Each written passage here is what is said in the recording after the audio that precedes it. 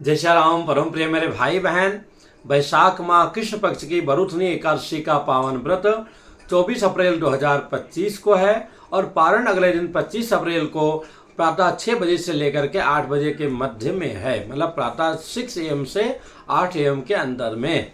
इस एकादशी का भी बहुत बड़ा महत्व है। जितने बड़े बड़े यज्ञ दान बताए गए हैं उनके समान जो है फल मिलता है अगर हम श्रद्धा विश्वास पूर्वक इस वरूथनी एकादशी का व्रत करते हैं। और विशेष करके पूर्व जन्मार्जित पूर्व जन्मों में किए हुए पापों से तत्काल जो है हमें मुक्ति मिल जाती है। इसी के विषय में निवेदन करने जा रहा हूँ। उसके पहले एक और निवेदन है कि आने वाली अक्षय तृतीया को, हालांकि कभी भी आप लोग कर सकते हैं, एक आप सबसे दान लेने की मेरी बड़ी इच्छा। आज तक कभी हमने बचपन में या कभी छोटा मोटा कुछ शायद ले लिया हो, नहीं तो 99% जहाँ भी पूजा पाठ यज्ञ आदि कराता हूँ, दान का जो प्रकरण आता है अन्य ब्राह्मणों में वितरण कराने का पूरा प्रयत्न करता हूँ। पर अयोध्या में हमारी बड़ी इच्छा है हमारे राम जी का एक जो है स्थान हो जाए, जिसके लिए हमने जिसको बयाना या टोकन मनी कहते हैं वो भी दे दिया है। तो उसमें आप सबका सहयोग बहुत ही अपेक्षित है। दिल खोल करके कीजिए, क्योंकि करोड़ों का जो है वहाँ पर देना है और उसकी आवश्यकता है। और जो कि हमारे राम जी तो जय जय सिया राम ठन गोपाल है, उनकी कृपा है जो आप सब लोग मिले हैं। अब आप सबका नंबर आया है, निसंकोच में मांग रहा हूं। जो मेरे चैनल का नंबर है 7021616365 पर आप कमेंट्स कीजिएगा, आपको पूरी डिटेल मिल जाएगी। कम से कम 11 स्क्वायर फीट का तो दान करें ही, यानी कि कम से कम 11,000 रुपये का बेसिक करें। अगर भगवान ने आपको दिया है तो देना चाहिए। तो मैं तो चाहूँगा कि भैया पूरा ही कर दें, नहीं तो 150 जितना भी हो सकता है, पर करें अवश्य, क्योंकि करोड़ों का खर्चा नहीं तो मैं शायद कहता ही नहीं, क्योंकि मांगना मेरे लिए सबसे कठिन होता है। पर ये जो स्थान है यहाँ पर भगवान की कृपा से यही है कि जैसे सबसे बड़ा क्या दान होता है, जो है घोड़ा दान माना गया, उससे बड़ा हाथी दान है, फिर गौदान है, गौदान के बाद अन्न दान का महत्व है, कन्या दान का महत्व है, और फिर भूमि दान का महत्व है। तो भूमि दान का बहुत बड़ा महत्व है। और रही बात कन्या दान की, तो वहाँ पर एक स्थान बन जाएगा, छोटा सा हॉल भी बन जाएगा। तो जो भी मजबूर जरूरतमंद अथवा सात्विक विधि से कोई भी व्यक्ति विवाह शादी इत्यादि कराना चाहता है और धर्म कर्म कराना चाहता है, उसके लिए निःशुल्क हमारे राम जी के हृदय में भावना है। किसी से कोई पैसा हमको नहीं लेना है, वो चाहे गरीब है चाहे अमीर है। हाँ, अपने आप देना चाहे, क्योंकि बिना पैसे का तो काम होगा नहीं। रिपेयरिंग में लाइट बिजली सब लगेगा। आप स्वेच्छा से कुछ भी दे सकते हैं, पर आप बाध्य नहीं है। लेकिन हाँ, उसके लिए ध्यान दीजिएगा, अगले वीडियो में रखने का प्रयत्न करूंगा। तो मेरे भाई बहन, 24 को ये वरूथनी एकादशी का व्रत है और 25 को इसका पारण है। पारण प्रातः 6 से 8 के मध्य में है। ये एकादशी का बहुत बड़ा महत्व है। एक दिन पहले से नियम प्रारंभ हो जाता है। जो भी हमारे रेगुलर दर्शक हैं जान ही रहे होंगे, हर एक वीडियो में बताता हूँ। एक दिन पहले से लहसुन प्याज मांस मदिरा इत्यादि सबका त्याग करते हुए, ब्रह्मचर्य का पालन करते हुए, सोने के पहले हमें मंजन कर लेना चाहिए। और जगने के बाद जो है आसपास नदी तीर्थ नहीं तो अपने घर में स्नान करके गंगा जल इत्यादि मिला करके। और कल ही कहीं वीडियो देख रहा था, ये जो नेल पॉलिश है कीड़ों से बनता है, केमिकल से तो बनता है तो पता है, पर हो सकता है क्या हो क्या ना हो राम जी जाने। तो कोई भी केमिकल का, चाहे परफ्यूम है, चाहे नेल पॉलिश है, चाहे आफ्टर शेव है, सब कोई प्रयोग नहीं करना चाहिए।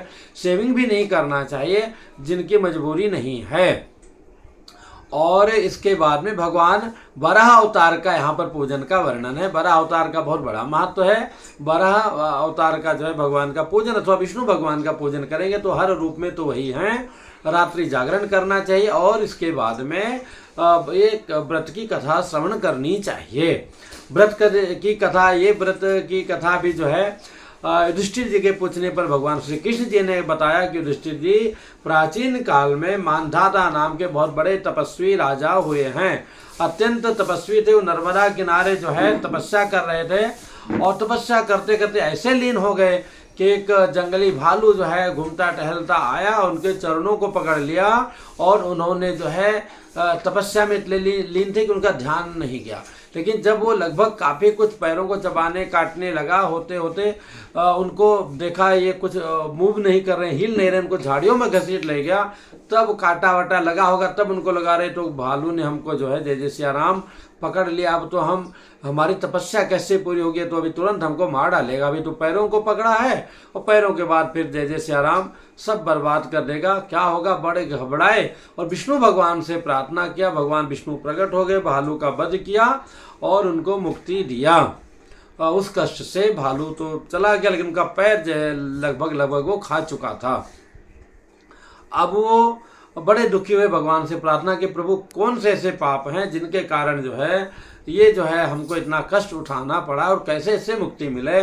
उन्होंने कहा कि महाराज मानधाता जी, पूर्व जन्म में आपने बहुत सारे पाप किए, तो सारे पाप इकट्ठा होकर के जब आप पुण्य करने लगे क्यों कैसे मिटे, तो इस तरह से ये आ गया है, लेकिन अभी भी बहुत सारे पाप बाकी हैं। तो कहे महाराज उनसे मुक्ति कैसे मिलेगी, तो कहे आप यहाँ से कैसे भी करके मथुरा नगरी जाओ और वहाँ पर आने वाली चैत्र वैशाख माह के कृष्ण पक्ष की बरूथनी एकादशी का व्रत करो। उस व्रत के प्रभाव से सारा पाप मिट जाएगा और आपके पैर जो है फिर से वैसे हो जाएंगे। महाराज ने वैसे किया और उनका जीवन आनंद में हो गया, सभी पापों से मुक्त होकर के बाद में भगवान विष्णु जी के धाम को जाते हैं। मेरे भाई बहन, हमें अपने शास्त्रों पर अविश्वास नहीं करना चाहिए। एकादशी के दिन जो है अगर हम और कुछ नहीं कर सकते तो कम से कम चावल, बैगन, मसूर का दाल, कुंदरू इत्यादि ग्रहण नहीं करना चाहिए। एक चावल का दाना एक कीले के बराबर होता है। और बैगन तो बिल्कुल, ये जो भी चीज़ें चावल, बैगन, कुंदरू, मसूर, ये तो छूना भी नहीं चाहिए। पर चलो मजबूरी में छू लिया तो हाथ धो करके फिर और कार्य करना चाहिए। निराहार रहें, नहीं फल ग्रहण कीजिए, अभी बिना नमक का ग्रहण करें तो कहना ही क्या है, ऐसे ही करना चाहिए। केवल फल ले लीजिए अथवा ड्राई फ्रूट्स ले लीजिए, नहीं दूध ले लीजिए, बस। इसके आगे तो सब जय जय सिया राम है। बाकी चीज़ों से हमें बचना चाहिए। मन में कोई दुविधा हो कमेंट्स कीजिएगा, बताने का प्रयत्न करूंगा। और जो आपसे निवेदन किया हूं कि अब इसमें बढ़ चढ़ करके आप लोगों को दान करना है और वो सब सभी के हित में आएगा। हम सभी का जीवन कितना बचा है कौन जाने। एक अच्छा स्थान रहेगा तो वहाँ पे सत्कर्म भगवान कृपा से होता रहेगा, अथवा आगे क्या होगा राम जी जाने। हम लोग तो वहाँ रह करके कुछ ना कुछ अयोध्या से पवित्र स्थान पर जीवन को सफल बना सकते हैं। जय श्री राम।